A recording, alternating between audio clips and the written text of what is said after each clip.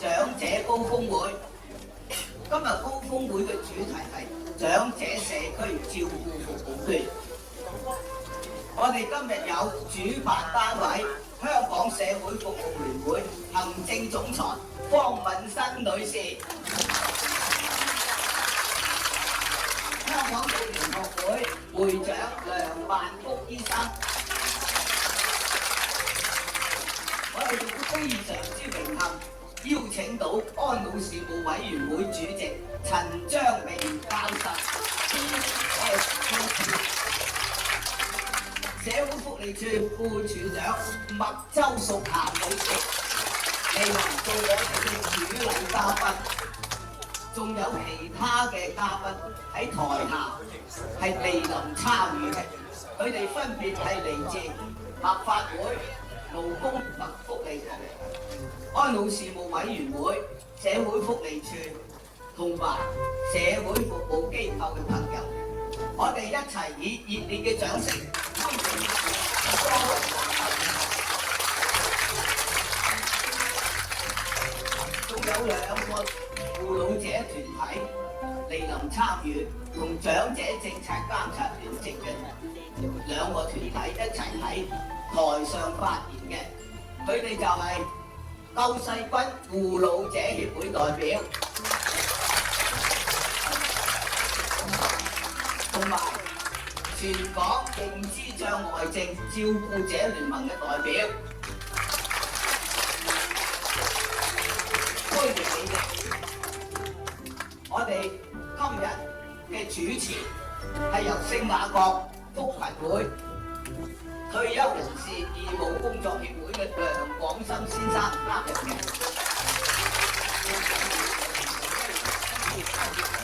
而我係今日嘅施工工會長者政策監察聯席之友李桂田。我哋今日高峰會大概可以分為三部分，第一部分係嘉賓致辭，致送紀念品與主禮嘉賓，之後有大合照。我哋仲有全場嘅錄音同埋錄影嘅。第二部分就係台上發言啦，先由主持簡介高峰會嘅主題。台上發言分為兩個部分。第一個部分咧就由香港長者協會同救世軍護老者協會兩個代表咧，係講嘅題目係乜嘢咧？係長期護理應該誰人付錢？跟住就台下發言啦。第二個部分台上發言係由香港基督教服務處長者評議會嘅代表，同埋全港認知障礙症照顧者聯盟嘅代表合作嘅，佢哋嘅講題係長期護理的質素調整。之後跟住就係第二次嘅台下發言，兩次嘅台下發言都有成30分鐘時間，希望大家圍繞住呢個高峰會嘅主題發表你哋寶貴嘅意見啦。之後就由主持主講長期護理服務權利和責任嘅約章。第三部分咧就係大會總結，係由聯席之友湯先成先生主持嘅。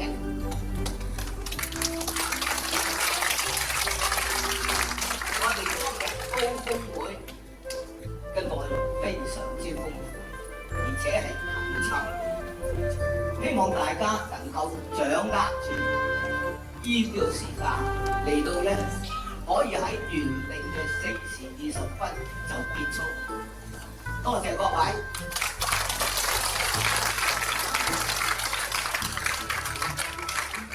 2012年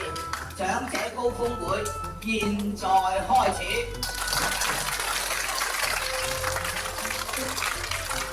有請香港社會服務聯會行政總裁方敏新女士，香港會員學會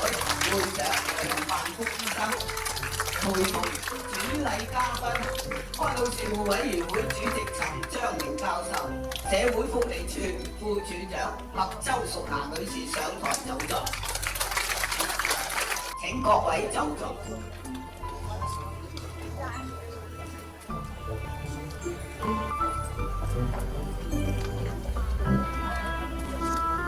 現在係致辭嘅時間啦。首先有請香港社會服務聯會行政總裁方敏新女士致辭。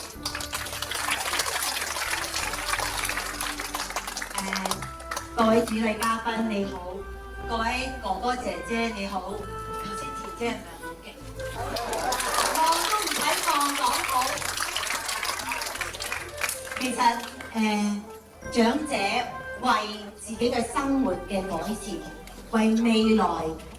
人口高齡化去發聲，係值得鼓勵同支持嘅。咁長者政策監察聯席其實成立到依家，大家知唔知道幾多年？8年啊！8年啊！其實我哋係回應聯合國全球人口高齡化。大家記唔記得有呢個花仔啊？萬壽菊啊！嗰陣時政策監察聯席提出長者高齡化香港高齡化行動方案，開始聚集咗全港嘅長者去關心由醫療長者點樣積極貢獻翻社會幾個位置。到今天，其實喺呢個過程裏邊，好多長者特別係監察聯席嘅每一位，一陣間上台又好，喺台下發言又好，真係好努力。佢哋籌備今日嘅會咧，已經足足半年。今天佢哋每一位去引導大家去討論嘅問題，深思咗聽咗意見，我哋應該點樣俾翻意見？安老事務委員會點樣俾翻意見？局同埋處咧，真係好認真咁。所以今日好多謝副處長，亦都安老事務委員會今日有幾位成員嚟。咁我哋都希望真係長者嘅聲音，你哋聽得到，而係其實佢哋嘅努力，其實可能佢哋自己都受惠唔到嘅，而係益咗我哋呢班將會嚟緊踏入高齡化嘅後生呢一輩。喺呢度我哋真係好多謝政策監察聯席同埋各位，多謝姐。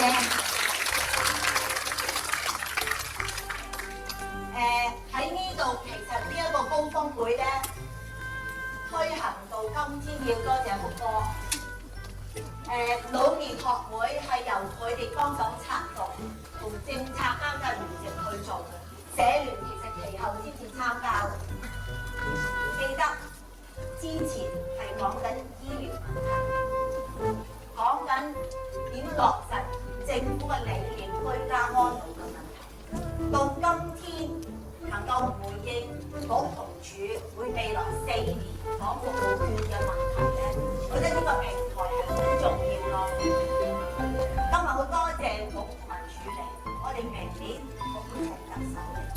佢話佢會交凳仔、帶簿仔啊嘛，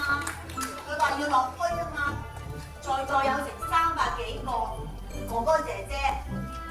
人口高齡化我哋睇到。人口政策報告書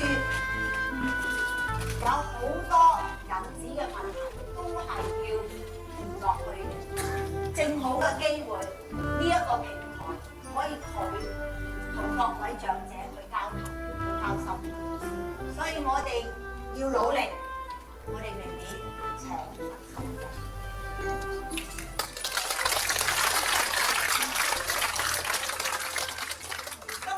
目咧，我覺得係好重要，亦都好好嘅，因為服務券其實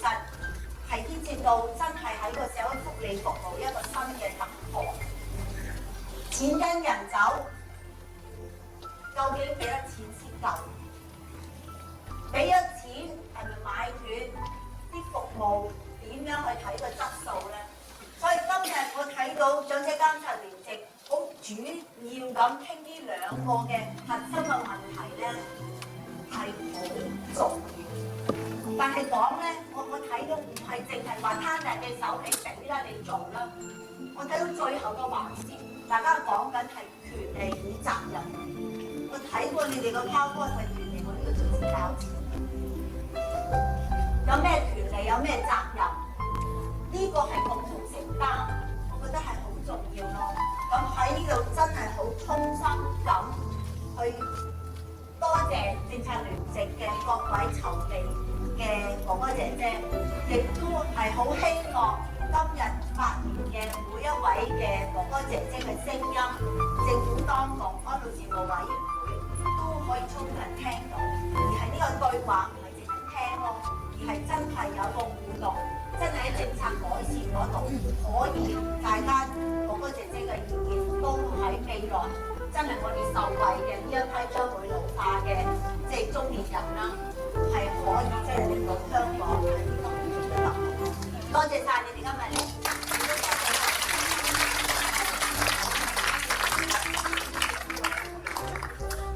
多謝方小姐，請就座。跟住有請香港老年學會梁萬福醫生致辭。多謝總裁啊，多謝處長，多謝長院有嘅大家都好有嘅。咁咧就其實我哋都講翻歷史啦。其實呢個長者公工會咧就開始設立嘅時間咧就係2006年。咁我哋咧就嗰陣時講咧，我唔知第一屆定而家第三屆選基咧就係用個年份啊，即係每一年都有高工會，即係可以傳承下去。咁咧就頭先方總裁講咧，其實下年就叫CY 人啊。咁咧就其實唔應該淨係講隻 CY 人嘅。咁CY 話佢嗰啲官員啊嘛，係要虛心去學習，向呢個入區嘅市民學習。其實講翻咧，2006年到現時咧，我哋現今咧，我哋每年都邀請啲政府嘅決策官。不過咧，就有時咧佢哋比較忙啊，咁咧就可能唔會第一嚟啊。咁咧就有一兩次咧，我哋啲好好嘅都會耐啲嘅，不過我哋希望咧第時嚟嗰啲咧，即係除咗鄭經哥之外咧，咁咧佢嗰啲司長啦，而家職教緊做咗司長啊，佢哋幾多個時間四司五司十四局咁5司十幾局裏邊至少1、2個司長嚟啦啲局長又嚟啦，坐足全場，係咪啱唔啱？我哋呢個香港呢個都係即係長者高峰會嘅一個即係期盼啊！即係特首講話落區咧，就唔係一個即係唔係一個即係有一個即係形象嘅實在嘅實踐啊！即係透過佢嘅司局級嘅官員去到聽嗰個政策，咁咧大家就係呢個長者政策監察聯席啊嘛，係咪？會有政策由長者主導啊，咁應該係聽。咁今日咧就係呢個《東方日報》報咗咧，就係有3大政策啦。特首話其中咧有2000萬咧嘅同人口老化有關，有啲6000億。有2000億咧同人口老化有關，陳章明你反啊！咁成績抵咁大家一齊諗下點使得好啲應對呢個20年內未來20年嘅人口老化嘅挑戰啦。先就後生過我哋少少嘅做得好咧，我我哋呢3個得益先嘅嚇。咁咧就，咁我哋都希望咧，其實咧就係其實呢個2006年到現時咧有咗不斷嘅改變嘅。咁我開始嘅時候，主要都係政策專職嘅朋友啦嚇。咁但係而家咧，陸續我哋有唔同嘅機構啊團體，咁啊大家知唔知咧？其實今日咧有超過100嘅人，100個人咧攞唔到個入券啊嚇，因為咧呢度咧就350個座位。佢哋團體嘅數目咧，其實好抱歉地都未足以代表性啊！我哋第一個期望咧，其實除咗第時特首嚟，特首嗰啲主要政策局嘅官員、司局長官員嚟之外咧，我哋要有充足嘅代表性啊！同區裏邊唔同嘅長者組織，更加多人可以參與啊！咁當然就唔缺少咧長者政策聯席繼續去統籌，但係我哋希望咧未來咧，其實我哋包括長者嘅團體、照顧長者嘅團體多啲，可以具體地參與。咁呢個咧其實就係我哋希望喺個政策裏邊咧，去帶出嚟係即係喺我哋當家作主啊。咁咧其實咧我哋叫啲。我頭先同劉小姐講咧，我哋叫啲官員即係唔係叫佢答題，正準聽嘅啫，就唔準講添嚇。一佢一講咧就好驚，唔敢講嚇。咁咧就係第時咧，希望你哋更加多高層嘅官員，包括社會處長嚇，其他政策局嘅局長嚇、副局長咧，都嚟到虛心向我哋長者學習。多謝大家。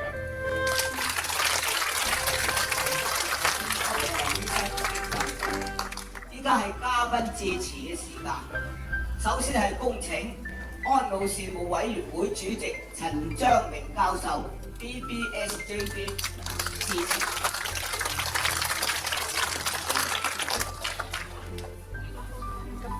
方總裁咧，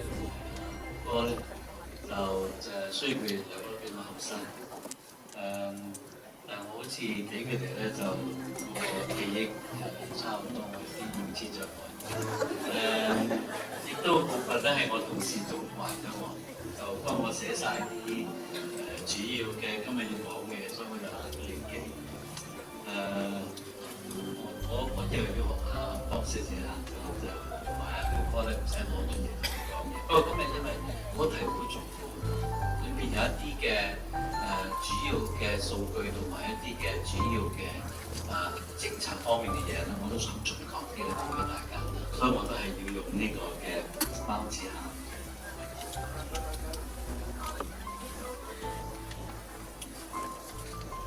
方總裁、梁生、麥仔、各位嘉賓、各位老友記，大家下晝好嚇！我好榮幸獲邀咧係出席今次嘅香港老人學會社會服務聯會同埋長者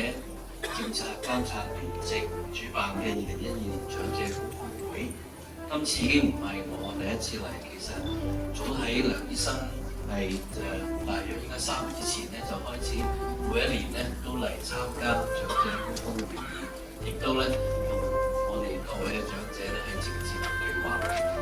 當中當然咧有好多係好尖鋭嘅對答，亦都咧有好多係好老朋友嘅大家互相嘅係問候啊等等。所以咧中間好似福哥話齋咧，其實咧大家都係老朋友坐喺度咧，大家分享口水同埋最向我哋嘅政策制定者獻白獻策。今年高峰會嘅主題咧就係長者社區照顧服務券。服務券喺社會界確係咧一個嶄新嘅資助模式，相信大家對呢個議題咧都非常之關注啦。今日高峰會咧係提供咗一個好好嘅機會，俾我哋各位嘅專家、代表人士同埋老友記咧係齊齊一堂咁樣去討論呢個咁重要嘅話題。喺講及今次嘅話題之前咧，我要多謝主辦單位老年學會、社聯同埋聯席咧，佢哋喺推動香港安老服務發展咧，實在係實你一直透過唔同嘅會議、分享會同埋各項嘅研究咧，為我哋嘅政府同埋業界喺社福政策上面咧提供咗好多用嘅意見。香港老年學會亦都係最初咧係跟住阿福哥去揾食去帶大我嘅。雖然佢比我後生嚇，咁咧亦都一直就係致力促進咧係呢個安老服務，亦都咧喺嗰個嘅各界嘅交流上高咧，係香港老年學會擔當咗一個好重要嘅平台。尤其是喺呢個嘅安老院舍評審嘅工作上邊咧，係香港老年學會咧係先人之先係做咗一個相當好嘅機制。聯席喺聯繫長者方面，對我哋護老者支持同立法會嘅溝通、政府部門等等咧，係發揮咗一個橋梁嘅作用。各個機構對安老服務嘅發展咧，佢哋嘅熱誠同埋嘅付出咧，係令到我哋大家咧都係雙方係敬佩嘅。安老服務的確係一個充滿挑戰同埋機遇嘅行業。隨住我哋人口老化，呢個挑戰咧，如果做得好嘅準備咧，亦都係一個機遇。安老事務委員會喺08年同埋10年咧，係展開咗長者住宿照顧嘅顧問研究，有關嘅資料咧，亦都係喺網上係發布咗。隨後亦都係做咗一個長者社區嘅照顧服務嘅研究，同樣嘅報告咧，亦都係喺網上咧係發布咗嘅。顧問喺兩份報告之中咧，係檢視咗香港安老服務嘅現況，亦都提出咗3方面嘅挑戰。第一個咧，香港嘅院舍嘅入住率係相當之高嘅，我哋係達到咧係7%，而滿65歲嘅長者咧有7%住喺我哋嘅安老院舍裏邊。相比其他國家咧，鄰近嘅我哋嘅中國係不足1%，到咧係歐洲嘅國家咧係只係去到5%咧，我哋相比之下7%嘅入住率係相當高。而當中咧都我哋係做過我哋不少於3次嘅直接係訪問我哋嘅老友記，問佢哋願唔願意住入去院舍，佢哋話冇選擇嘅時候咧先至去考慮院舍。所以咁高嘅入住率咧，其實係對我哋嚟講咧喺政策同埋服務上邊咧有一個極大嘅挑戰。亦都同樣情況咧係隨住呢個人口嘅老化同埋高齡化咧，我哋睇到未來嗰個住院嘅數目只係有增無減嘅。政府確認咗呢個居家安老嘅政策方案，亦都係了解咗呢個係我哋嘅老友記嘅意願嘅時候咧，咁我哋因應顧問小組嘅建議咧，係要進一步改善社會照顧服務，以及咧係達到支援我哋嘅長者咧真正嘅可以居家安老。所以其後咧亦都係委託咗香港大學做咗呢個嘅社會照顧服務嘅研究。呢個研究揭示咗安老服務第2項嘅挑戰。喺政府喺鼓勵我哋居家安老嘅同時咧，我哋嘅社區照顧服務發展其實並不成熟。另外嘅一項挑戰咧，喺安老服務亦都好大程度上係一個政府過往係以稅收嚟到咧係提供服務嘅資助，所以咧大部分咧我哋都係以公帑去資助現有嘅服務。而家政府咧係並冇一個有效嘅機制咧係分辨最有需要嘅長者係提供最多服務。我哋係差唔多咧係劃一地咧係有需要，個需要咧係講緊係身體上嘅需要咧，只要身體上有需要嘅就係俾佢哋一個穩定嘅資助。呢個係咪最好嘅資助嘅方案咧？咁我相信今日嘅長期護理稅入戶前呢個係研討嘅課題咧。額外應該要提升，應該答案係點樣？當到事務委員會認為政府喺面對上述嘅挑戰嘅時候咧，除咗應該改善社區照顧服務同埋提高服務嘅質同埋量之餘咧，我哋都營造咧係合適嘅社區環境，令到我哋嘅社區嘅人士，包括咧係我哋嘅老人家同埋佢哋嘅子女咧，係可以共同負擔，同埋咧係公平分配咧呢個原則。喺呢個兩個大原則之下咧，係我哋係引入咗呢個社區照顧資助嘅概念。事實上咧，係照顧長者嘅責任咧，係我哋都睇到全世界嘅趨勢。最近我喺印度翻嚟咧，即使喺一啲窮嘅亞洲區地方咧，佢哋都堅持就話所有嘅服務，包括社區同埋住院照顧咧，其實家人咧係要承擔嘅部分，並非係單係嗰個承擔嗰個財政嘅能力嘅問題，而係咧當家人有一定嘅付出嘅時候咧，其實咧子女係對個老人家咧係有一個展示咧或佢做嘅照顧，呢個原來對我哋嘅老人家咧係相當重要，對我哋亞太區嘅老人家係一樣係咁重要。我高興政府採納咗一個事務委員會嘅建議，喺施政報告上邊咧係籌劃咗呢個長者社區服務券嘅試驗計劃。我哋呢個計劃咧就會係13-14年即係明年係正式開展㗎啦。好多人問點解要咁耐？因為呢個咧係單條路嚟嘅改革。今日我哋咧剛才都講公帑係支援咧係所有嘅服務，我哋並冇咧係去考慮到咧譬如話係一啲中產嘅人士佢需要一個服務。醫生以往佢俾一個佢自己嘅例子，話當佢嗰陣時需要去坐輪椅，但係佢想去呢個嘅灣仔一間係好高檔嘅茶樓飲茶，佢想揾一個人俾錢嘅，佢肯俾錢嘅推佢去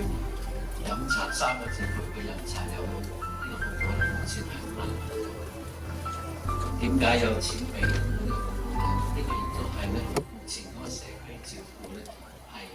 並未成熟嘅。剛才我所講嘅一個大嘅挑戰，我知道大家咧好多關注服務券嘅質素嘅保證嘅問題。今日其中嘅討論嘅焦點，剛才Christine 都講咗啦，亦都係呢個咧，我哋係喺透過呢個長者嘅服務券，再加上就話點樣去提供嘅服務咧，當中重要嘅課題就係點樣去認受呢種服務嘅質素係咪一定嘅保證。咁呢個亦都係我哋一陣係會討論嘅一個課題。服務券另外一項嘅成功嘅要素咧，係我哋要設立呢個嘅質素嘅保證嘅機制，或者係好多坊間嘅人士叫呢個咧係叫做所謂個案管理，或者咧一個嘅個案嘅呢個嘅協調嘅機制，佢有高透明度嘅投訴制度，再加上我哋所謂異地直腳嘅投票，就係講咧，如果有提供供應嘅服務嘅機構咧係多嘅話咧，呢間服務唔啱使咧，就可以點解？所以係用腳去投，係佢去投票嗰度係。我相信大家都好期待咧，係以下嘅各位嘅嘉賓同埋朋友喺呢個服務券上邊嘅發言，我希望亦都聆聽到咧係喺呢方面嘅真知灼見。我哋事務委員會今後亦都會繼續同政府緊密合作，檢討同埋完善安老政策，從而提升咧我哋長者嘅生活質素。喺呢度我亦都向大家係講出一個好新嘅嘢啦，就係昨天咧我哋係邀請咗創立會慈善基金啦，然後我哋事務委員會同我哋一齊咧商談下日後嗰個嘅安老服務嗰個嘅提供，同埋咧喺個資源上嗰個配對，賽馬會可唔可以有一個嘅支持咧？我哋得個答案係十分正面。咁亦都咧係一個嘅我哋提出嘅賽馬會提出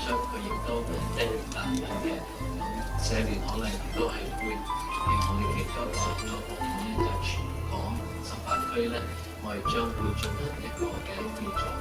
長者友善社區嘅年鑑，呢個咧係一個世界衞生組織裏邊認可嘅一個嘅做法，亦都我知道你政府都有同時咧係參與呢個評核嘅。咁我哋希望咧呢個一個嘅第一個平台咧，唔單止係政府同埋安老事務委員會上高嘅合作，亦都係引入咗咧係一啲係有資源嘅機構，包括呢個財務公務，希望咧引落唔單單係政府同埋民間機構，我哋希望咧商界加入咧係我哋呢個長者嗰個服務嘅地方。我首先係恭祝咧今日嘅研討會係順利同埋成功進行，亦都係恭祝在座各位身體健康、家庭幸福。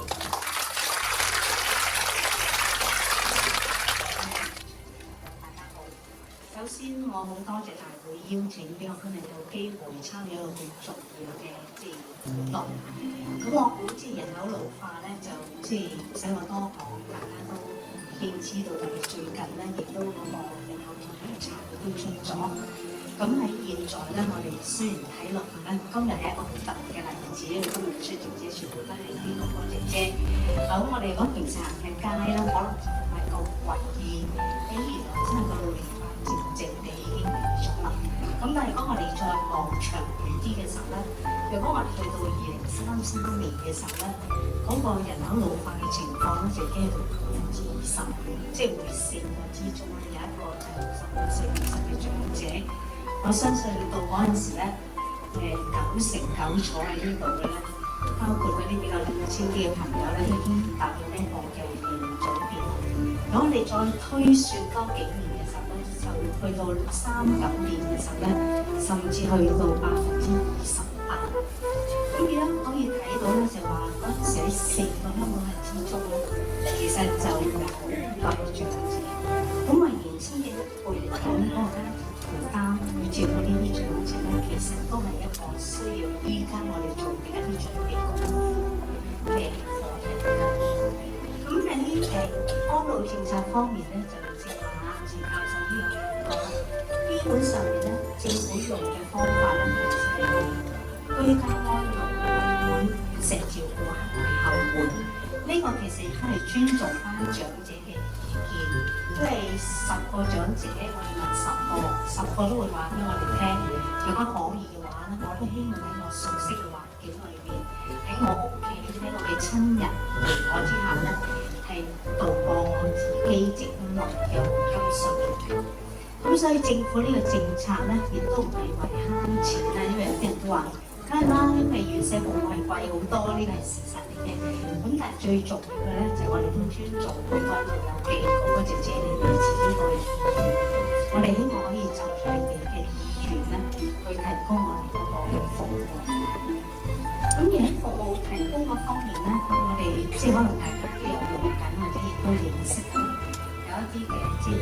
譬如精養持續照顧嘅服務啊，希望大家可以係喺你熟悉嘅環境裏面去生活。咁但係喺政府雖然好似好多億嘅盈餘啊，咁但係咧作為一個審慎理財嘅政府，我哋仲可以花晒啲錢啦。咁究竟剩翻落嚟應該係留翻受翻幾個月嘅使費嘅幾多月嘅使費咧？呢個咧就唔係今日討論嘅課題。但係都想同大家講嘅咧就話喺有限嘅資源裏面嘅時候，咁我哋基本上面喺運用財富嗰方面咧，我哋都有2個基本嘅原則嘅。咁第一個原則咧就係話，我哋應該咧係將個資源投放喺更有需要嘅人身上。咁換言之，第二個咧就係話，如果嗰啲可以負擔嘅，佢應該係就住佢嗰個能力咧去作出負擔。咁但係個問題就係負擔幾多先啱咧？咁一陣間有一個專題係講呢個，咁到時大家可以做一個嘅分享。咁而喺呢一方面咧，其實政府雖然係審慎理財，但喺安老服務咧，其實投入嗰個資源都唔少嘅。如果以今年12-13年度去計嘅時候咧，其實喺安老服務方面嘅預計咧，亦都係超過400個億。實數係435億嘅。咁而比起去年咧，其實都增加咗係6億。如果以百分比去計咧，就14%。咁即係話有提過啦，即係喺兩大原則之下，即係話喺將有限嘅資源投放喺最需要服務嘅人士身上面，同埋都有能力負擔嘅自己做負擔嘅時候咧，咁喺呢個服務券嘅構思之下咧，我哋都係秉承呢兩個嘅原則嘅。咁所以我哋都希望一陣間大家可以俾多啲意見我哋。雖然服務券嘅構思咧，我哋已經有個初稿，亦都喺立法會嗰度交代咗，但係嗰個運作嘅細節咧，其實仍然需要大家集思廣益，令到佢推行嘅時候咧，係更加之配合到大家嗰個嘅情況。咁而即係呢個服務券嗰個嘅細節咧，正如阿陳章明教授都已經講咗啦。咁即係變咗我哋希望俾翻個選擇權各位老友記，因為依家如果係一個好傾向於我哋資助服務提供者嘅資助模式嘅時候咧，其實好多時我哋做嘅一個配對嚟嘅啫，即係話你做完一個評核之後，你需要咩服務，我哋就將現有嘅服務同你配合。咁但係如果我哋用個服務券咧，我哋就將呢個配嘅權咧交翻俾各位老友記，由你自己去睇評核咗之後，我需要啲咩嘅時候，我喺我周圍嘅環境裏邊，邊一啲機構提供嘅服務係更配合我嘅需要咧。咁除咗你哋去選之外咧，其實個選擇亦都係多咗嘅。因為依家如果透過我哋去做個編配嘅時候咧，我哋編配嘅咧就係一啲資助嘅服務。但係其實大家如果有留意嘅咧，好多機構依家係提供緊好多嘅自費服務、自負盈虧嘅服務。但係呢啲自負盈虧服務咧，因為唔納入社會福利署個監管範圍，咁所以咧我哋就冇權去編呢啲服務嘅名額。咁但係如果你哋用服務券嘅話咧，你就可以喺一啲市場裏面去揾你嘅選擇，同埋我哋信嘅咧喺一個即係自由經濟嘅體系裏面咧，當有個要求嘅時候咧，就有嗰個服務嘅提高。我哋都希望透過個服務券咧，係可以令到有更多嘅服務係可以投入呢個市場，令到我哋嘅老友記咧係可以有更多嘅選擇。喺我哋今次推行呢個試驗計劃裏面咧，我哋係希望真係可以踏出第一步，喺政府資助嘅服務裏面咧，係用錢跟人走呢一個嘅概念嘅。咁同埋咧，我哋都希望呢個計劃推行咧，係可以更加之配合到嗰個服務嘅需求。我哋呢個計劃推行咧，其實要額外錢㗎。因為有啲人就話：政府咪慳錢咧，推行咗呢個之後咧，第日就其他資助服務唔做啦咁。咁喺呢度咧，我可以同大家保證我局嘅同事都坐喺度，我哋唔會因為推行咗個服務券之後咧，就唔再增加我哋嘅資助服務。我哋嘅資助服務係會仍然繼續增加嘅。咁我哋依家其實都已經係預計緊嚟緊嗰幾年，我哋喺資助服務裏邊係有啲咩嘅地方，我哋需要做更多咧。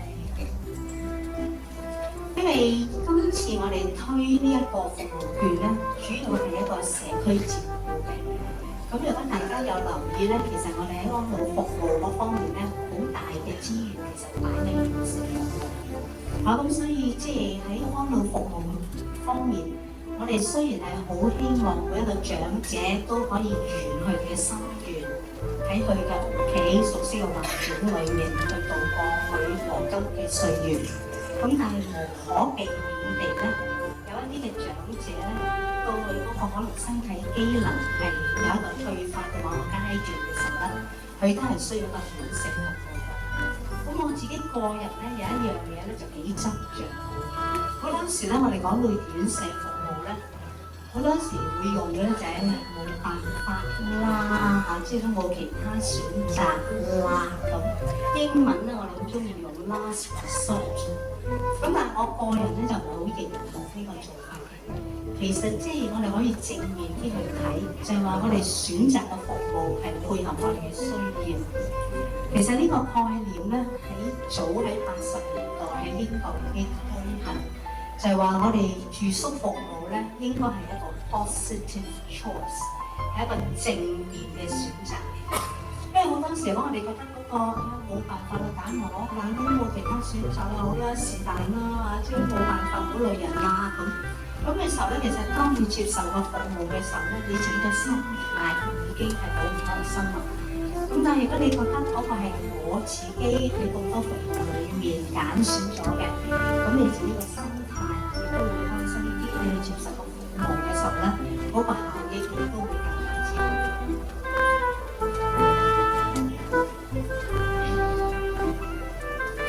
就之話陳教授呢度講咗啦，我哋服務券咧就計劃係喺13-14年度就正式推出㗎啦。咁我哋咧依家亦都開始咧係策劃咧，係會邀請一啲非政府機構或者啲依家做緊照顧盈虧服務嘅社企啦，就向我哋表達佢哋會唔會有興趣去參與我哋呢個計劃嘅。咁喺第一階段咧，我哋聽到大家嘅意見，喺嗰個質素保證嗰度咧，係希望我哋關顧。咁亦都有少少擔心咧，其實唔係好公道嘅，就話你私人營辦嗰啲會唔會差啲嘅咧咁。咁但係實質上面咧，有啲私人營辦嘅服務都係做得唔錯嘅。咁但係我哋採取一個比較審慎啲嘅做法，所以喺第一階段咧，我哋係唔會接受私人提供嘅服務嘅。我哋都係會請一啲依家已經做緊安老服務嘅非政府機構或者社企咧，就向參與我哋嘅計劃。咁變咗喺知道大約有幾個機構嘅興趣參加嘅時候咧，亦都會幫我哋再落實我哋嗰個推行嗰個嘅細節嘅。咁而喺嗰個計劃推行嘅時候咧，好重要一樣嘢，我哋同你哋一樣好關心嘅就係嗰個服務質素。咁所以就算我哋真係日後推行嘅時候咧，我哋都會好小心去定明嗰個服務提供嗰個嘅質素係點樣樣咧？我哋用咩嘅方法係可以去監察咧？咁當然到時咧，我哋一定要你哋幫手啦嚇，因為你哋作為用家咧，你哋嗰個反應，你哋俾翻我哋嗰個意見先至係最重要嘅。因為有陣時我哋都笑咧，就有啲服務可能係鑽石級嘅服務，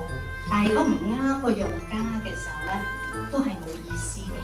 咁所以咧，大家嗰個意見，如果我哋真係日後推行咗之後咧，俾我哋講翻俾我哋聽，呢個服務邊度做得好喎，邊度可以做得更加之好，再作改善嘅時候咧，呢個係非常非常之重要嘅。咁其實我哋除咗向立法會福利事務委員會推介咗我哋初步構思之外咧，其實喺今年嘅4月27號咧，我哋都有一次特別嘅聽證會嘅。嗰次咧有30個團體就住呢個課題俾咗意見我哋。咁當日咧，我啲同事就好忙啦，忙咩咧？忙住睇嗰30個團體嘅意見啦。如果佢冇一個文字嘅意見，我哋要寫低佢俾我哋嘅意見啦。咁所以咧，即係可以向大家即係好肯定講一句咧，大家嘅意見我哋一定聽到嘅。我哋亦都希望透過今日嘅研討會，大家踴躍發言嘅時候咧，就令到我哋日後喺落實嘅細節裏面咧，係可以更加之仔細。正話阿方總裁同阿梁醫生都講咧，死啦！佢其實有少少怪緊我。點解咁講法咧？因為唔好意思，我今日咧因為另外有公務咧，我一陣間就要中途離席。咁所以咧就聽唔到大家嘅意見，唔緊要，我帶咗3個同事嚟㗎嚇。咁同埋咧亦都社聯係我哋好重要嘅協作伙伴。咁佢哋聽到咩嘅意見咧，都會向翻我哋即係負責嘅同事反映翻。咁我哋希望真係喺大家一齊攜手，為一個咁嶄新嘅資助模式提出意見之後咧，我哋可以係將呢一個嘅計劃有一個好嘅開始。咁即係大家都明白一啲新嘅計劃咧，總有一啲不善不足嘅地方。但係喺構思嘅時候咧，我哋將4年嘅計劃劃分做2年一期咧。個好處咧就係話，當我哋喺第1期推行嘅時候，有咩地方需要改善嘅話咧，我哋喺第2期再去做嘅時候咧，就可以優化第2期嗰個嘅服務。咁希望大家一陣間可以踴躍發言啦。如果有需要嘅，亦都可以同我嘅同事咧係再直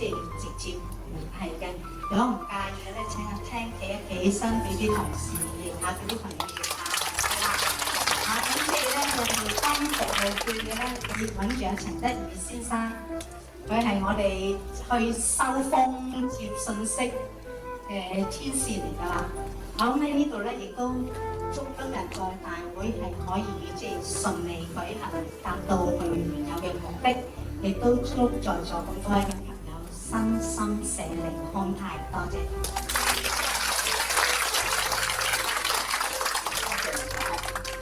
請各位留步，依家咧就係致送紀念品嘅時間。首先有請香港社會服務聯會行政總裁方敏新女士致送紀念品予安老事務委員會主席陳章明教授。請陳教授指揮。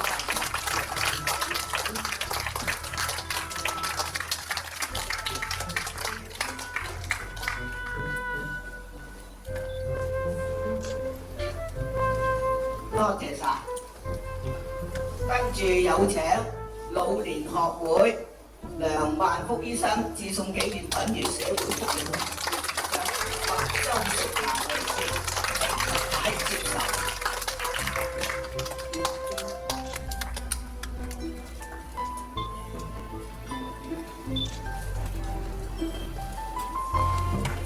多謝晒。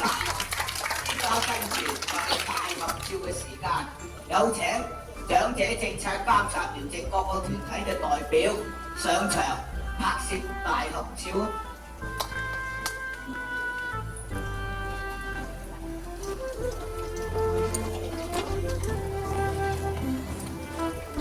香港長者協會代表何炳超先生。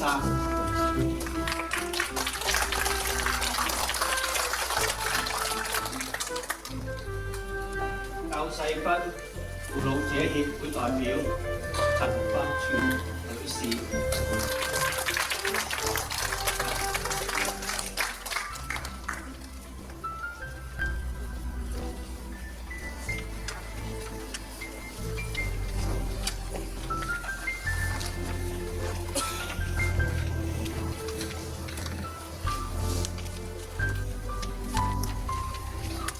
先請何炳超先生講先。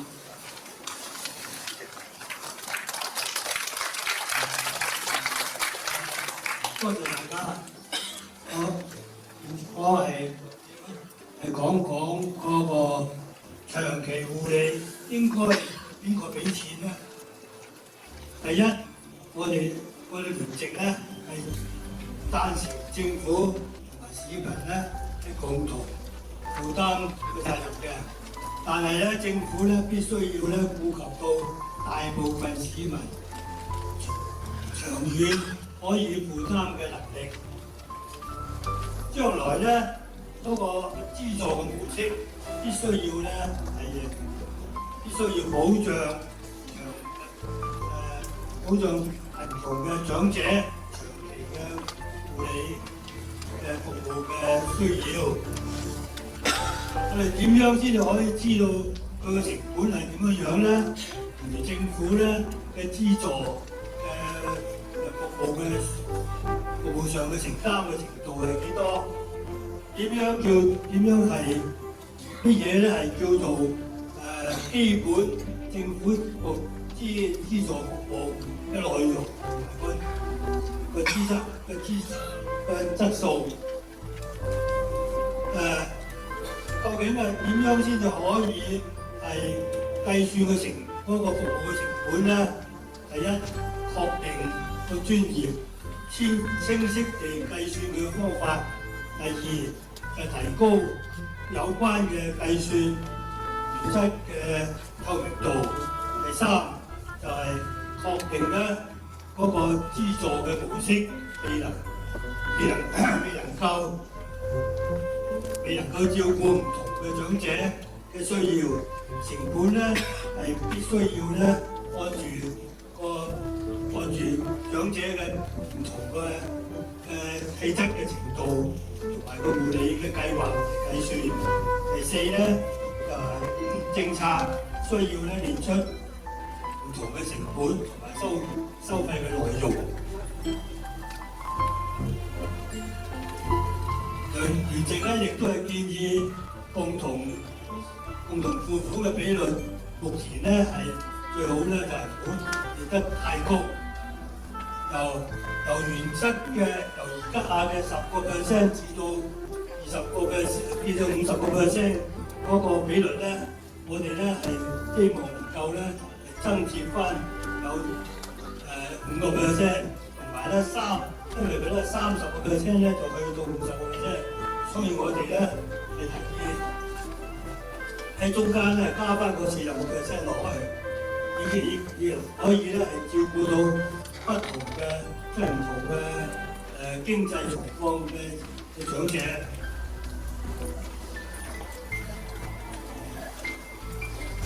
亦都有提議到調高以計算嘅30%至到50%嘅共同付款嘅比率咧，個家庭個住戶每個月收入嘅中位數嘅百分比。第二咧係由150%咧到去300%，以可以咧吸引到有需要嘅長者可以使用呢個服務，同埋減輕佢個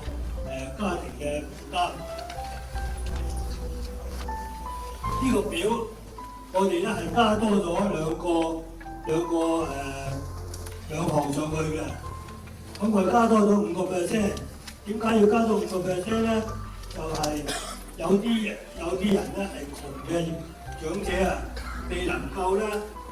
要佢出50%嘅話咧，即是俾500蚊咁嘅時候咧，就係俾到佢嘅能力咧變咗係好吃力啦，所以我哋提議咧係加多一個5% 上去嘅。咁啊喺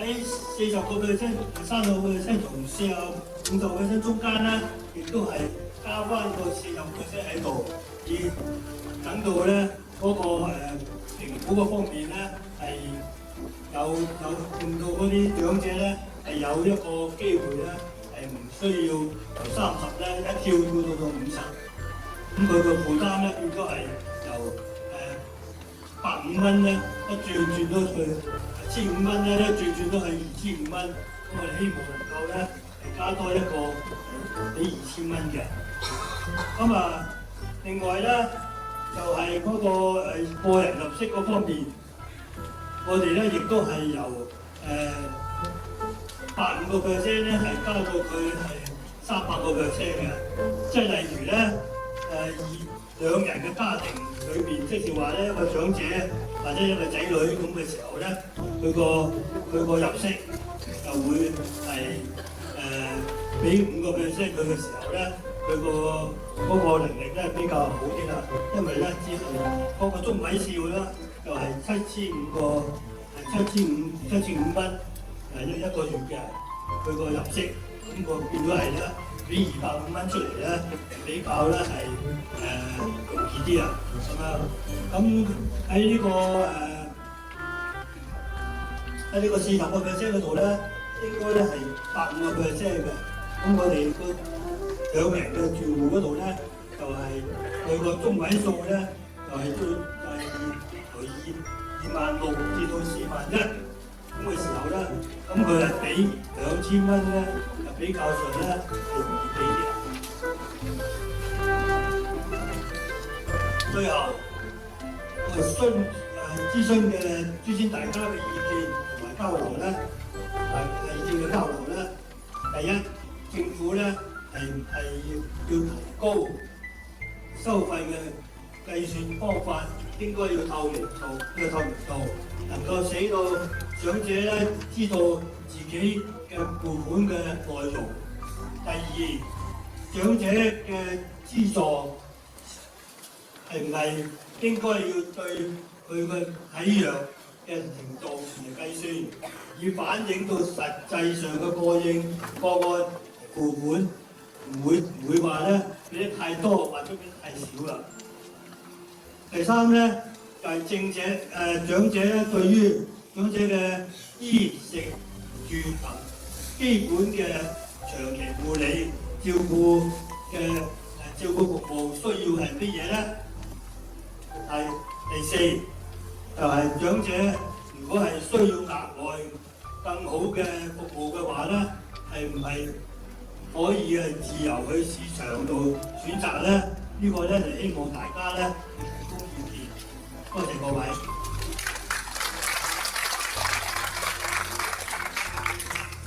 繼續咧，陳柏陽女士。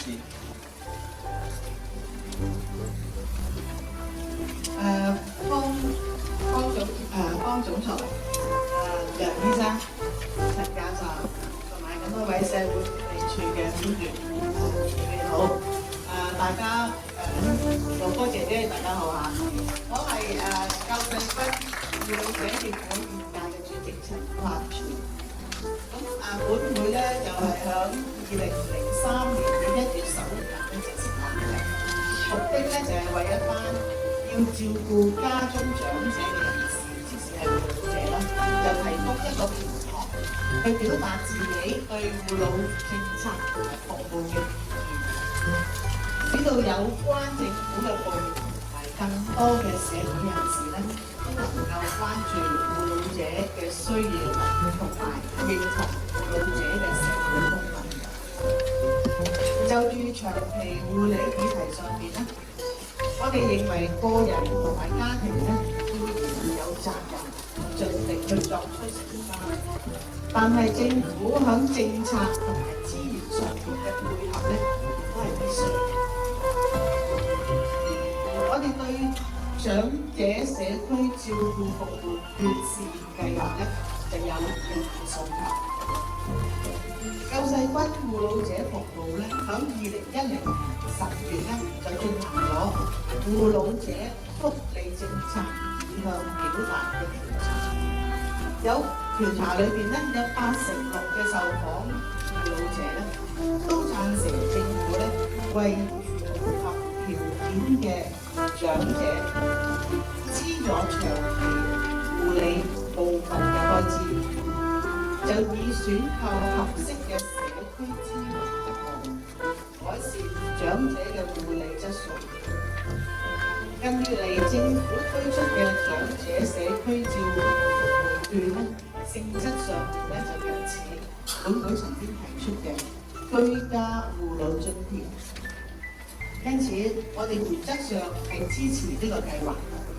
但係我哋認為政府咧響推行有關計劃之前咧，係需要審慎考慮以下嘅建議。第一，本會就同意因應能者多付嘅原則，引入經濟狀況審查機制，應係只係審查長者本人嘅收入，就唔應該以家庭為單位去計算，以免造成家庭嘅分化。另外，當局就應該清晰咁列明收入嘅金額嘅定義同埋如何計算。第二，為咗確保長者響支付費用後咧，仍然有一定嘅經濟能力去維持合理嘅社交生活、醫療開支等，本會認為咧應該減少長者共同付款嘅比率。特別係第一同埋第二組別嘅長者。第三，唔同嘅長者因應其身體同埋精神狀況、自我照顧能力同埋社交嘅需要咧、行動嘅能力等等咧，而有唔同嘅護理需要。資助金額嗰度應該係按長者嘅護理需要嚟決定，就以確保長者能夠購買符合護理需要嘅服務量。第四，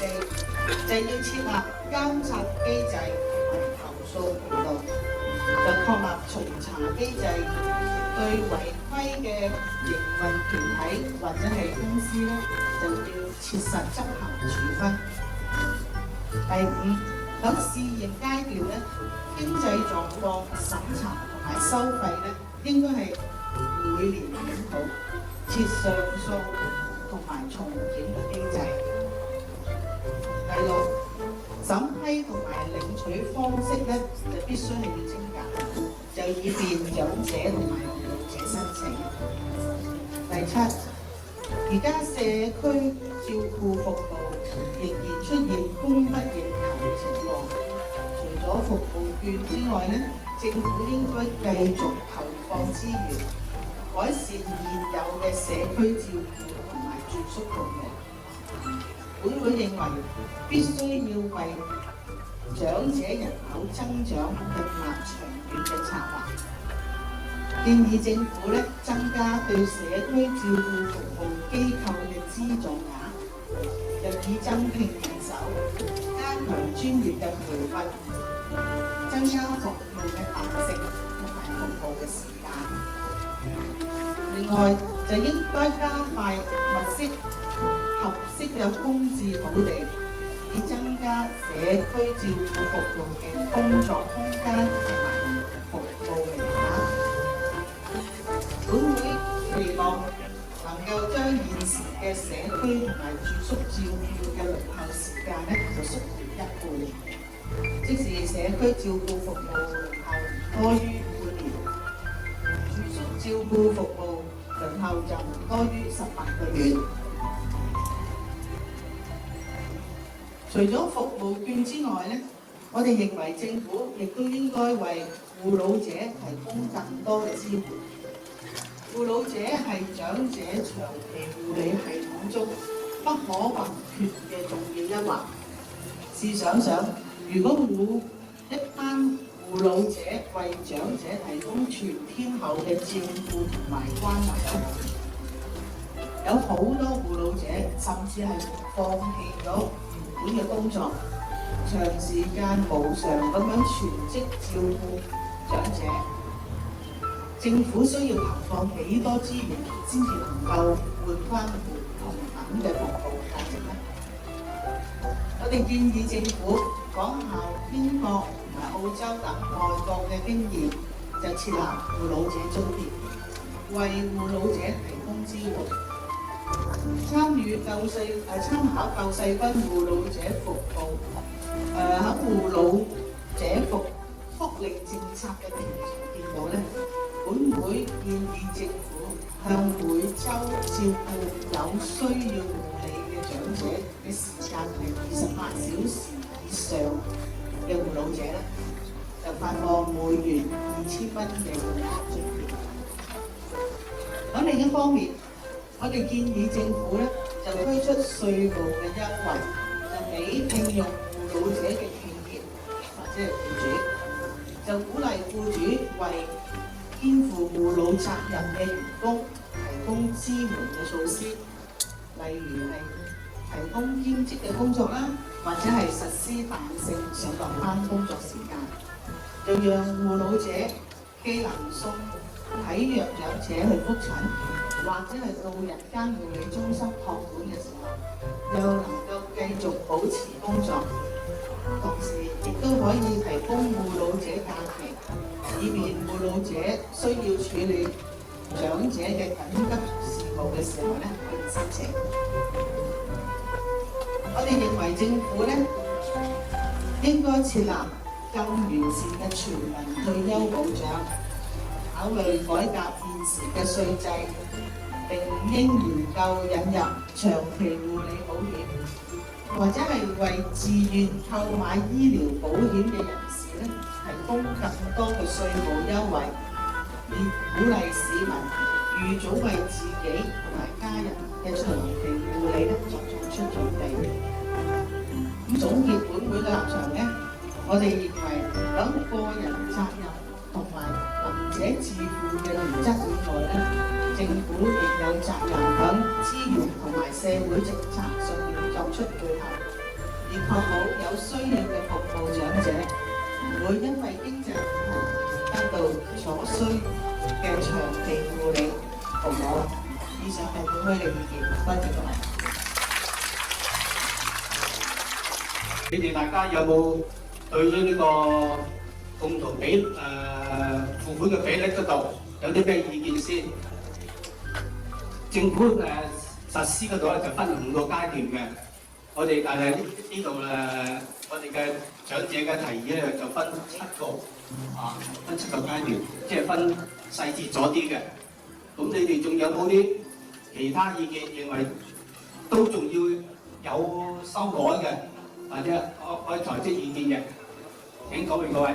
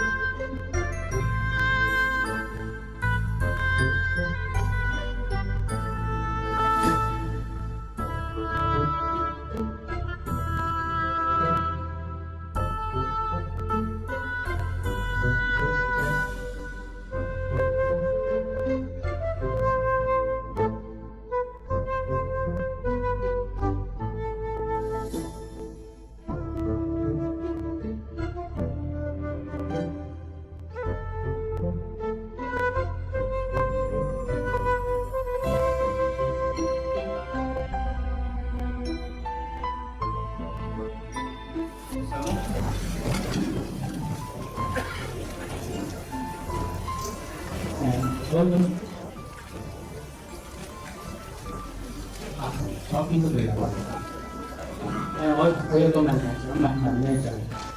係而家現時我哋嘅服務咧，就係啲長者去選擇。第一，家居照顧服務，又或者日間護理服務嘅。咁如果我哋推行呢個新嘅服務券嘅計劃，係取代現時嗰兩種服務嘅話咧，咁嗰個模式咧就唔可以完全取代嘅，因為咧佢而家嗰個模式嘅日間模式咧，佢全部都日間護理服務嘅。但係混合模式咧，就要將家居照顧服務加日間照顧服務咧，係混合一齊，唔可以選擇單獨家居照顧服務嘅。咁佢現時係需要家居照顧服務嘅話，咁我被逼將來係用一部分日間服務加埋去。咁相對嚟講，即係話我為咗用到家居服務，我用多咗，我唔需要嘅日間服務，變相咧使嘅錢咧多咗。咁我想咧有咩辦法可以解決呢個問題？唔該。我哋然之後可以感受到呢一個照顧服務嘅。咁所以中度嘅算係指邊緣型先至嘅，因為眼聾嘅、耳聾嘅算唔算咧？第二個問題咧就係按照佢嘅入息去評估，佢要支付100%嘅付出咁但係一個長者，佢哋個每個嘅生活可能未必相同嘅喎。譬如佢個仔女每個月俾3000或者4000蚊一個月，好啊，但係一個月咧，佢買股票啊嘛，佢有股息㗎嘛，咁佢哋突然間佢多幾萬蚊嘅咁啊點搞咧？咁算大家或者情緒咧點？多謝阿文。佢媽媽係新嚟嘅，入咗啲盲人院嗰度。咁咧，咁佢媽媽食完晚飯嗰陣咧，咁啊由嗰啲服務嗰啲老人院嗰啲照顧者啊，咁嗰兩個人咧係咁咧就好大，可能好大力嘅，即係放翻佢落張床嗰度。咁佢媽媽咧都106歲㗎啦。咁我哋企喺度咧，真係聽到佢嘣聲大聲，佢媽媽都識得講。姑娘你冇咁大力啦，我唔係石頭嚟啦咁。我話覺得佢哋如果咁嘅服務咧，我就覺得好差啦。根本佢哋人工唔低喎，成萬蚊一個月嘅喎。所以咧，我有呢個提議咧，最好咧佢嗰啲咁嘅人員咧，一定要佢哋咧，即係進修過，即係讀過書，即係或者你做個保安咁，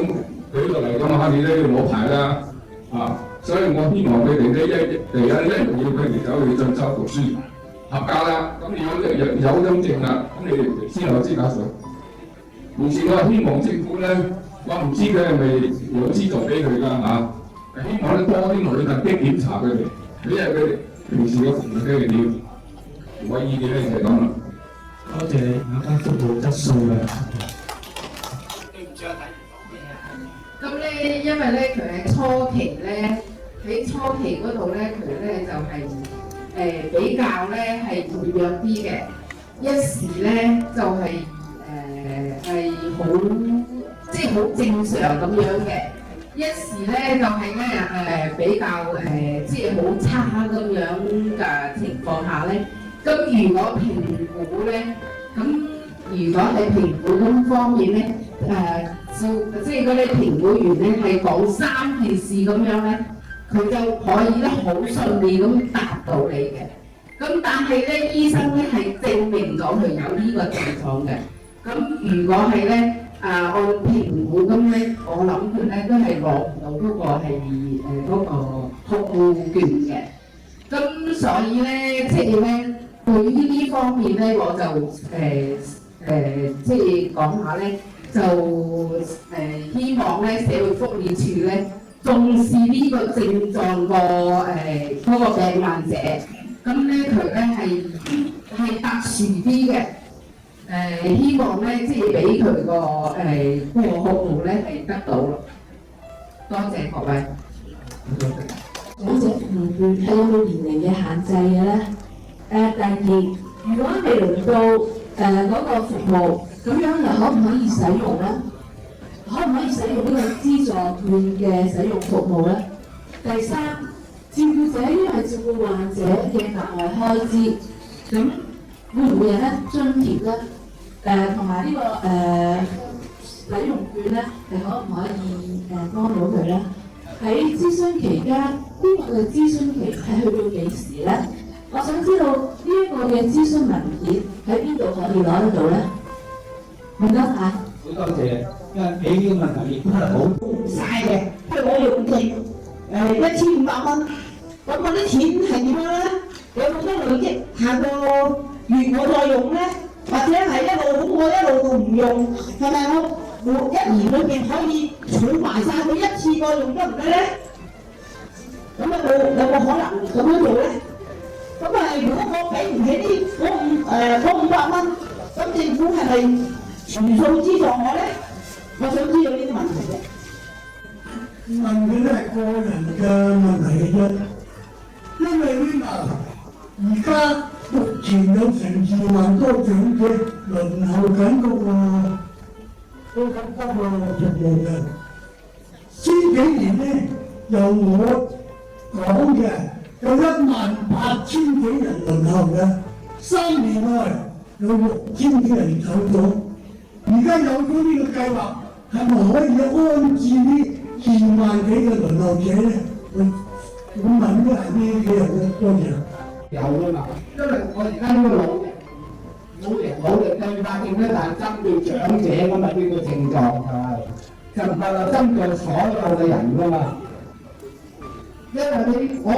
嘅理解就係認知障礙，話18歲都會有啦，認知障礙。就唔係個個都係冇長者㗎嘛。但係咧老人痴呆症就話唔好聽啦，係咪？咁我哋改嗰度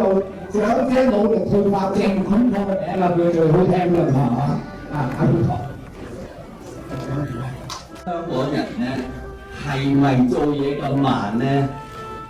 係咪仲要爭拗乜嘢咧？我好希望咧，就現屆政府也好，下屆政府也好，唔該以後快啲啦。仲有20年唔夠咧，我哋嘅人口就到1/4。希望大家官員嚇，唔該大家落力啲嚇，多謝。社區照顧券咧，我相信嚟緊嗰句即係嗰個長者照顧啊，影響係好大。咁但係咧，其實我又覺得好奇怪，因為頭先都好多問題，大家都唔係咁掌握㗎。咁其實會唔會政府係會出一個諮詢文件咧？因為其實如果咁大嘅改變，我諗係即係要有個諮詢文件好詳細或者好清晰講俾我哋啲嗰者聽。因為而家今日在座得300幾個，我估即係香港社會仲有咁多萬嘅長者嚇，同埋屋企人其實真係唔清楚，即係跟住嗰個改變會係點樣咯。咁所以其實期望政府係出咗個諮詢文件，同埋可以盡快有一個諮詢期限咁樣，盡快推行。啲選啦。咁第一個問題就係當呢個線嘅完咗之後，係會點咧？係咪都係繼續係俾中度健康人員選，抑或全部咧？如果唔係佢個名啊，長者社區照顧服務券咧，就好似誇大啦。你不如就係話只係話有缺選嘅服務嘅長者服務券啦，就唔好講到咁大範圍。全哥。機構係認可或者俾錢我哋，咁我哋自己俾錢工人係冇法子收翻啲錢嘅。我想要係呢個問題大家解釋，因為好多個家庭都係有呢個問題嘅，入唔到老人院，個要請1個工人2個工人嚟照顧嗰個長者嘅，咁呢個所講嘅嘢冇係呢樣嘢。你都會將呢個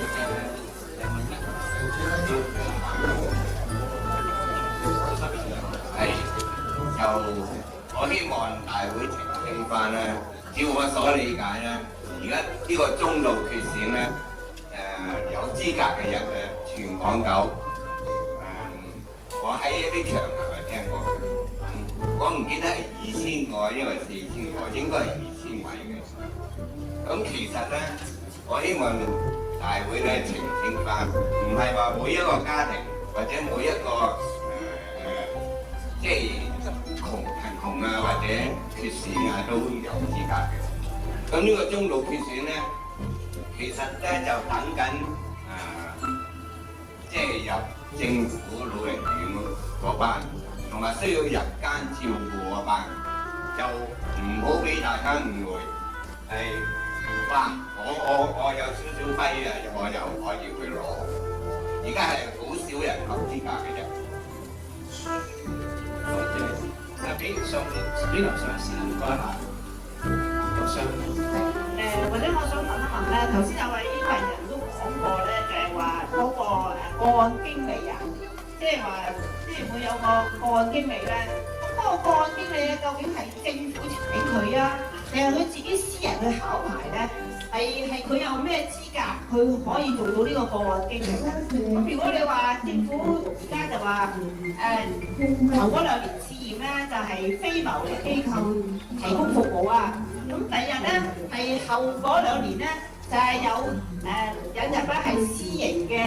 提供服務者個機構嘅咯。咁如果呢個經理係私人請嘅提供服務嘅，佢梗係幫翻自己嘅私人嗰個機構㗎啦。一味去推介自己個服務㗎啦，咁有邊個人去監察佢咧？有冇呢個投訴機制去監察佢咧？咁如果嗰個服務者使用服務者係覺得唔滿意，佢用邊個途徑去投訴咧？係用咩渠道去投訴咧？咁佢譬如佢提供服務嗰個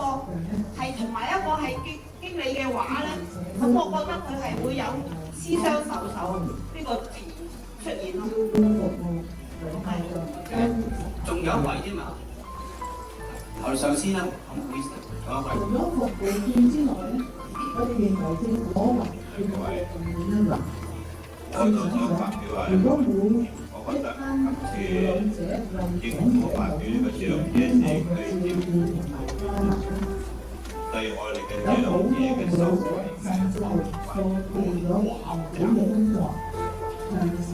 有中度嘅血選，試問我哋在座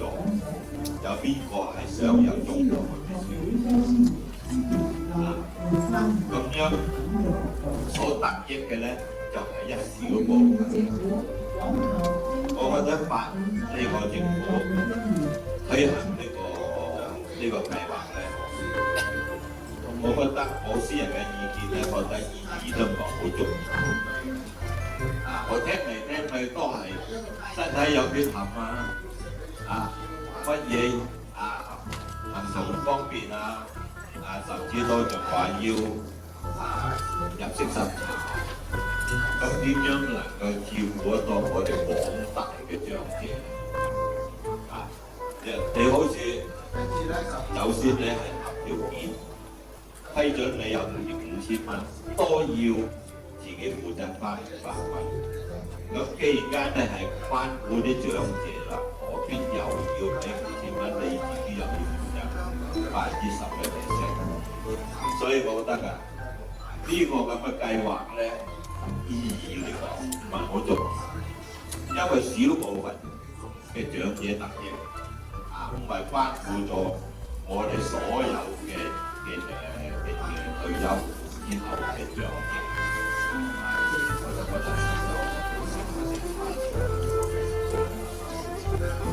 大家好，我係實踐照顧者嘅。咁我哋呢一班人咧，照顧好多年。咁大致上嘅心聲咧，就希望咧，我哋照顧者嘅應該一定容易取到呢個津貼，好似老細龜咁樣講，呢個2000蚊係最低嘅啦，真話，呢個就不刻連詞，社會福利署一定要記載嗰度點樣處理回覆。咁照顧者咧，而家有啲已經入咗院舍嗰啲老人家咧，如果係有呢個新嘅計劃，或者係有埋呢個津貼俾呢個照顧者嘅話咧，佢哋可以響現有嘅院舍將佢自己嘅病者嗰個老人家帶翻屋企嚟做照顧，呢個對政府係一個大嘅幫助，使費亦都係少過喺院舍嘅。我希望呢個社會福利署亦都考慮呢兩個問題先。咁第三咧就希望而家咧我哋去咗啲院舍嘅話，咁樣我哋咧可以咧就申請轉換第二間院舍。張學先生同埋郭先生，張月琴女士同埋吳國華先生。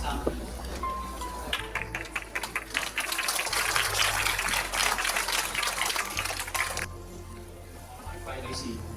白景賢女士，大家好。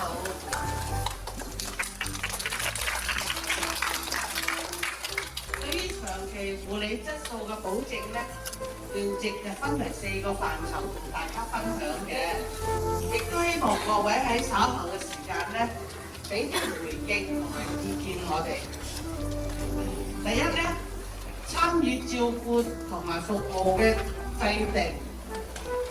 聯席咧就認為服務使用者應該咧有知情並且可以提出對自身嘅期望，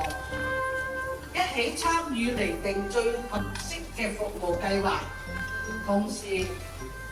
當服務使用者喺認知或者身體狀況變差，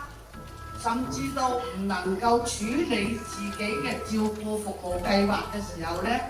可以委任代表全權參與。此外呢，聯席同時亦都提議應該由唔同嘅人士，包括服務使用者、使用者嘅家屬或者有關部門嘅專業人士組成服務質素保證委員會，以公平、公開、公正嘅角度對服務質素作出客觀嘅評估。以下呢，就係我同各位嘅意見交流嘅提示。各位係唔係贊成設立呢個服務質素保證委員會呢？應該由邊啲人去組成呢個委員會先至最適當呢？服務使用者係唔係有權參與訂定服務計劃呢？第二，設立臨床審核嘅機制。聯席促請政府，如果要推行呢個長期護理呢，就必須有一個共通共識嘅客觀嘅審核機制。所有服務提供者就應該咧根據呢個評估嘅工具作為臨床嘅評估。從而咧提供適切嘅服務，喺特定嘅時限之內，要重複以上嘅程序，確保所提供嘅服務咧係合理性、需要性。例如近10年被政府採用嘅長者家居護理評估 MDS-HC。便是合乎以上條件嘅一種評估工具啦。另外，當服務使用者要接受服務之前呢，服務提供者咧就必須等使用者咧知道同埋同意有關嘅內容。最後，因應身心狀況嘅改變，計劃咧就應該不斷咁評估，持續同埋定期作出檢討，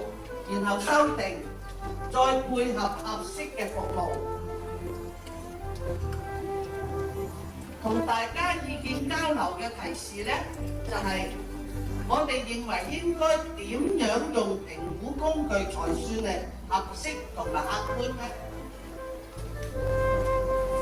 第三，確立個案管理制度，要完善整個長期護理計劃咧。政府提出就要設立個案管理。聯席認為，如果確立一個合適嘅個案管理制度係好重要嘅。首先，嗰啲擔任個案管理嘅人員，佢哋係要有咩資歷同埋專業嘅資格呢？同埋提供服務嘅公司或者係單位，又應該有啲乜嘢關係呢？此外，服務使用者有權查閱自己嘅照顧計劃，而服務提供者咧就要定期用唔同嘅方式進行服務使用者嘅滿意程度調查，以確保所提供嘅服務係合適同埋滿意。喺呢個提議上面咧，我亦都希望大家俾啲意見交流。大家對個案管理有啲咩睇法咧？對個案管理員又有啲咩要求咧？點樣可以確保一個公平、公正以及專業嘅制度咧？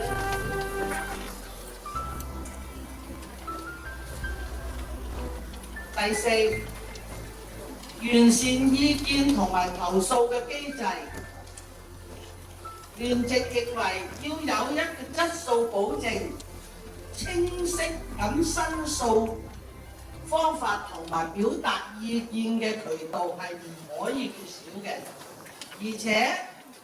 要確保服務使用者喺投訴或者表達意見之後，仍然能夠根據評估結果而得到合理合適嘅服務，並且唔會被虐待或者甚至係虐待，而申訴嘅事件能夠喺公平、公正同埋高度透明下處理，以示公允。最後，聯席強烈要求要有一個嚴格嘅執行嘅懲罰機制，而呢個機制咧就要通用於所有嘅營辦者，包括公營以及私營公司，例如落實執行唔同嘅形式突擊檢查，以扣分或者停牌等懲罰嚟對付嗰啲犯錯嘅，以遏止佢哋有關情況不斷出現。同大家交流嘅提示咧，就係現時對私營公司提供服務嘅監管係唔係足夠呢？將來應否沿用呢一個方式？政府應該點樣確保私營公司嘅服務質素呢？大家係唔係都唔希望重蹈現時私院嘅覆轍呢？多謝大家。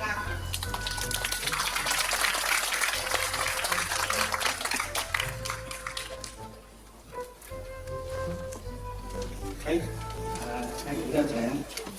全港認知障礙症照顧者聯會代表張夫嚟講先啦，張月婷先。大家好，我係張月婷，係全港認知障礙症嘅照顧者聯盟嘅主席。咁我代表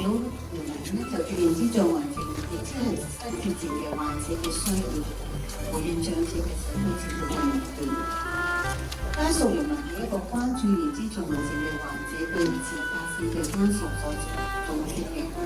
對建立喺互相支援嘅網絡，同埋減輕家屬嘅照顧壓力，同時都會推人社會同埋社區嘅交流，等患者同照顧者咧喺社會上獲得合理同合適嘅服務，同埋積極咁表達對認知障礙症嘅照顧政策嘅意見。現時香港嘅認知障礙症嘅患者超過10萬人。預計2036年，全港嘅認知障礙症嘅患者接近29萬人，情況非常值得關注。而認知障礙症嘅患者咧，同體弱長者嘅情況係唔同。佢哋隨住個腦部退化，認知障礙症嘅患者會逐漸咁喪失咗思考、認知、記憶、表達同埋理解、判斷同埋自理能力。病情只會不斷咁惡化，患者喺面對個人嘅逐漸下降之下，佢會感到自責、無用、內疚同埋懷疑，而引起好多負面嘅情緒，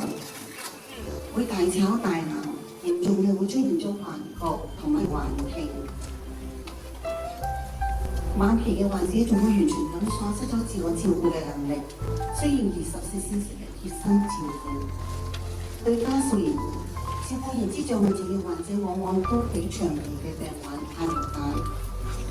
當患者未能夠得到適切嘅服務嘅時間，家屬喺照顧上係會感到心力交瘁。有啲家屬因為要放棄工作，有啲家屬要為患者購買藥物、安排覆診同埋私家服務嘅時間，佢會面對壓力嘅經濟嘅負擔。啲家屬唔識處理患者出現咗情緒嘅問題，而自己都患上精神嘅抑鬱症，精神崩潰。因此，就住認知障礙症嘅患者嘅特別嘅需要，我哋對長者社區照顧服務券提出以下嘅關注：增設同埋資助專門嘅服務認知障礙症患者中心。明文係贊成居家安老，但係必須提供合適支援同埋資助，俾啲認知障礙症嘅患者嘅社區照顧服務，例如電腦活動、認知訓練、緬懷治療、感官刺激治療同埋暫託服務，以及日間服務，包括職業治療、家居安全。呢啲活動係證實有效維持患者嘅生活質素，保持佢哋嘅認知能力同埋自理能力，令到佢哋唔需要有提早入住院舍。同時仲可以為家屬提供一個喘息嘅機會，減輕咗個治療壓力，等患者繼續留喺屋企實踐居家安老嘅政策。而家香港有啲非政府嘅機構以自負盈虧嘅方式營運呢個中心，喺正面效果良好，但係呢類嘅中心營運方式一定貴，而令到大量嘅普通嘅家庭唔夠長期咁負擔。另一方面，因為數目唔多，分佈唔廣，部分嘅有需要嘅患者因為距離太遠而唔能夠接受服務。明文促請政府支援各區增設認知障礙症中心，令到更多嘅患者同家屬受益。關心唔同階段嘅患者嘅需要，照顧唔同嘅階段嘅認知障礙症患者所需要嘅支出都唔相同。隨住患者嘅退化程度加深，所需要嘅支出都越嚟越大。政府提供嘅資助唔需要按患者唔同嘅階段對資助額作出調整。同時，有關審查嘅機制只應當作參考，資助額需要因應患者嘅家庭財政狀況同埋其他實際情況而放寬審查嘅標準，提升服務嘅透明度，監察服務嘅質素。面對良莠不齊嘅服務市場，照顧者未必掌握到足夠嘅資訊，好難面對各機構嘅服務嘅質素作出準確嘅評估。照顧者係好容易陷入咗選擇嘅困境，加重咗嘅照顧壓力。如果政府若果資助服務使用者，我哋擔心服務嘅機構會提高收費以維持正常嘅營運。政府嘅提供嘅資助券最終嘅制度係咪可以幫到患者同照顧者嘅質素呢？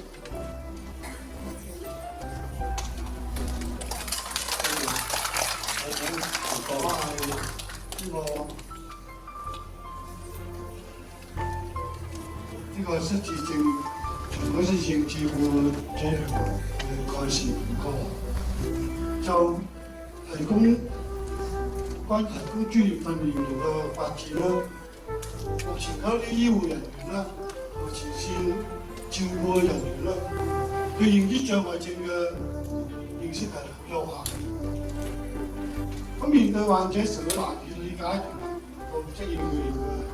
嘅切實嘅照顧，令到患者出現咗行為問題，令照顧者佢嘅工作上更加困難。我哋聯盟認為政府必須咧設置專門認知障礙症照顧嘅學科，培養專業嘅護理人員，加強醫護同埋前線人員對認知障礙症嘅了解同埋認識，令到佢哋懂得點樣去應付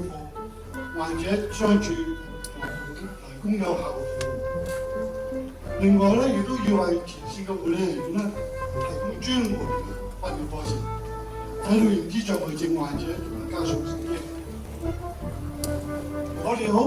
盟好關心，因為呢個認知障礙症咧，而家有年輕化嘅趨向，未夠60歲已經有嘅，甚至冇即係講話20歲、30歲都開始有咁嘅情況。咁而家未滿60歲嘅認知障礙患者咧，得唔到咩資助？咁我想請問嗰個醫療券會唔會放寬啲？向呢一方面咧嚟到就下放一啲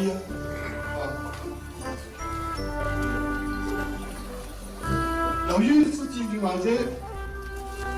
雖外醫生嘅確診，再由社會機構照顧者、生養者嚟到嘅評估。咁目前患者由普通科轉介到專門科咧，就已經係一段相當時間嘅。咁總結咧，我哋本聯盟咧認為長者社區照顧咧研究嘅報告咧並冇照及到失智症患者同埋家屬嘅需要。資助嘅形式咧唔應該引入上太多嘅經濟審查，已經唔能夠冇照顧到照顧者嘅津貼。咁仲有我哋發現咧，個初期患者未人了解到佢點樣去申請嘅資助。咁單獨尤其是啲單獨嘅患者咧，佢點樣去申請咧？佢冇人會幫手。咁年齡嘅限制咧，輪候時間咧，係咪可以得到咧改善咧？多謝。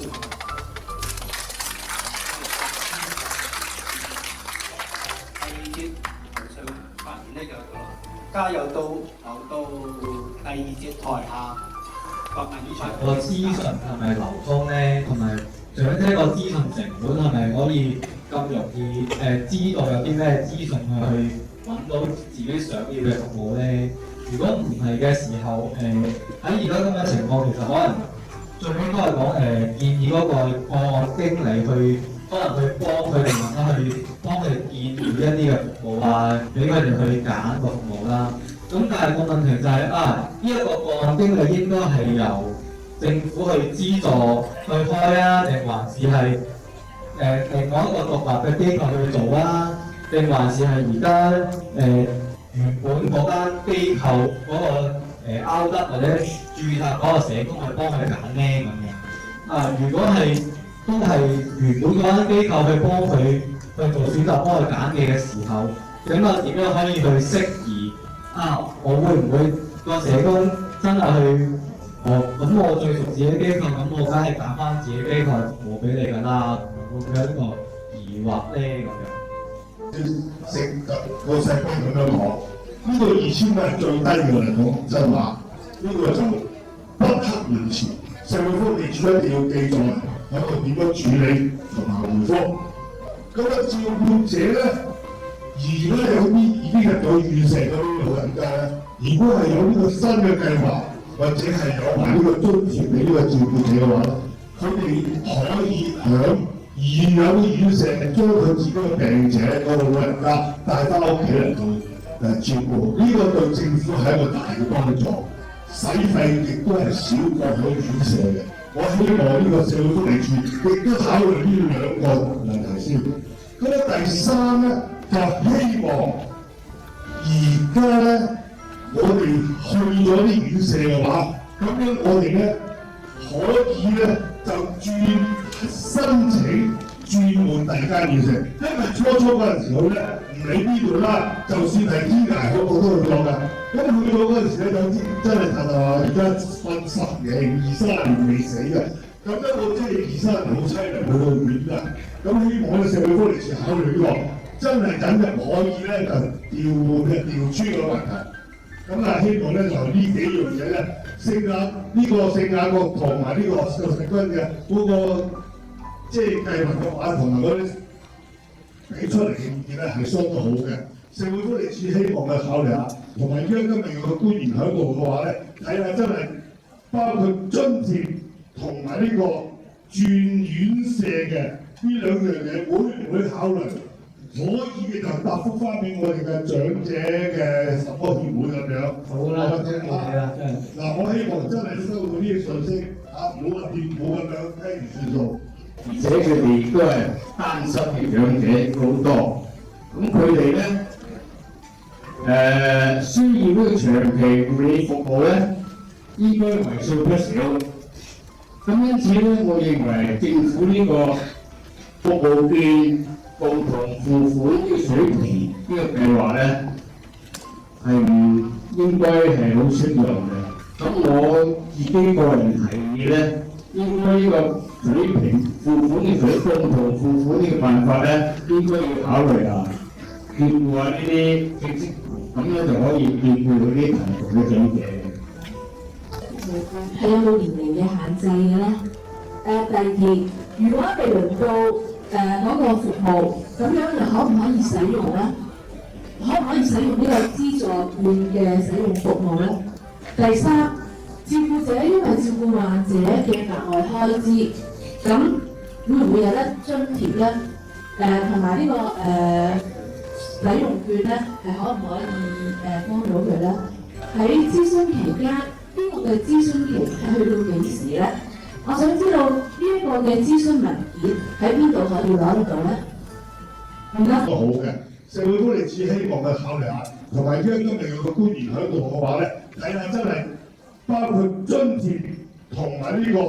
轉院舍嘅呢兩樣嘢，會唔會考慮？可以就答覆翻俾我哋嘅長者嘅什麼協會咁樣。好啦，多謝啦，真係。嗱，我希望真係收到呢個信息，唔好話政府咁樣雞唔算數。而且佢哋都係單身嘅長者好多，咁佢哋咧需要呢個長期護理服務咧，應該為數不少。咁因此咧，我認為政府呢個服務券共同付款呢個水平呢個計劃咧，係唔應該係好適當嘅。咁我自己個人提議咧，應該呢個水平付款嘅共同付款呢個辦法咧，應該要考慮下，照顧下呢啲正式，咁樣就可以照顧嗰啲貧窮嘅長者嘅。係有冇年齡嘅限制嘅咧？第二，如果未輪到嗰個服務，咁樣又可唔可以使用咧？可唔可以使用呢個資助券嘅使用服務咧？第三，照顧者因為照顧患者嘅額外開支，咁會唔會有得津貼咧？同埋呢個使用券咧，係可唔可以幫到佢咧？喺諮詢期間，呢個嘅諮詢期係去到幾時咧？我想知道呢一個嘅諮詢文件喺邊度可以攞得到咧？連接嘅行政總裁柯敏新女士啦，佢以一般嘅充滿活力嘅，加埋歡樂嘅形象咧，上到台上面，加埋咧我哋老年學會嘅主席梁萬福醫生咧，佢成個樣一種，成日都係老友鬼對孔父㗎嘛。嗱，今次佢哋兩位咧陪同咗兩位嘉賓上到台，佢哋鼓勵我長者要參與啦，要關注長者嘅政策啦，同政府要對話啦，令政府能夠聽到我哋長者嘅聲音啦。由於佢哋兩個支持之下啦，就真正啟動咗我哋今年嘅高峰會嘅記錄啦。好啦，我哋今次嘅第一位嘉賓咧係安老事務委員會主席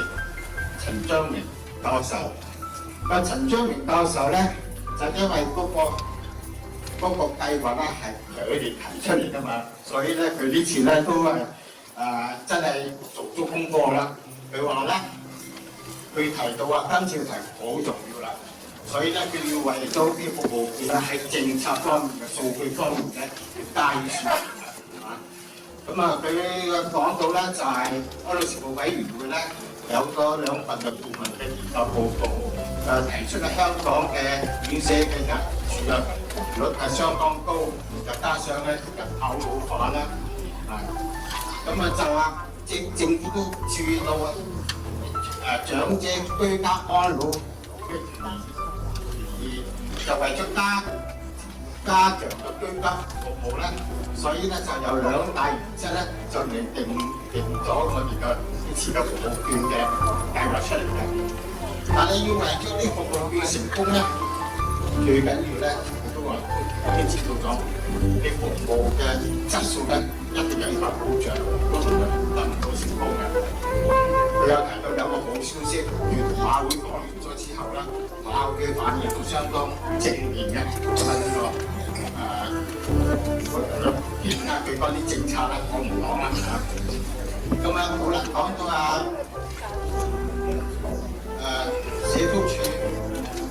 長麥女士咧，代表政府咧，梗係要幫政府嘅政策咧就講一下咧，説明好清楚話，政府嘅政策咧就其實係依據長者嘅意願，咁咧為嘅以居家安老為本，係屬政策嘅個政策嚟嘅。咁啊，即係話香港呢次服務券嘅計劃咧，都有兩大原則嘅。佢話即係話咧，啲有限嘅資源咧，應該放喺更加多需要嘅人士身上。第二個原則咧，有能力嘅人士咧，應該可以作出有啲貢獻嘅。而實際話呢次嘅計劃咧，服務計劃咧，而家話有啲負責嘅理念出嚟，就因為兩大原則出嚟嘅。通過呢個透過呢個服務券嘅模式咧，佢都話就可以嗰啲個用家咧就可以選用嘅服務嘅選擇權咧就下放到幾個家嘅身上。以前咧就政府係你去呢個地區做，而家咧我俾錢你，就自己去揾啦。最後選擇提出嘅建議。早前宣布，明年起推行為期4年嘅社區照顧服務券試驗計劃。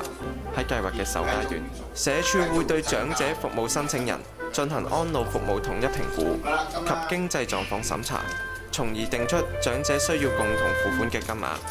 而每月可以使用服務券金額最高為5000蚊。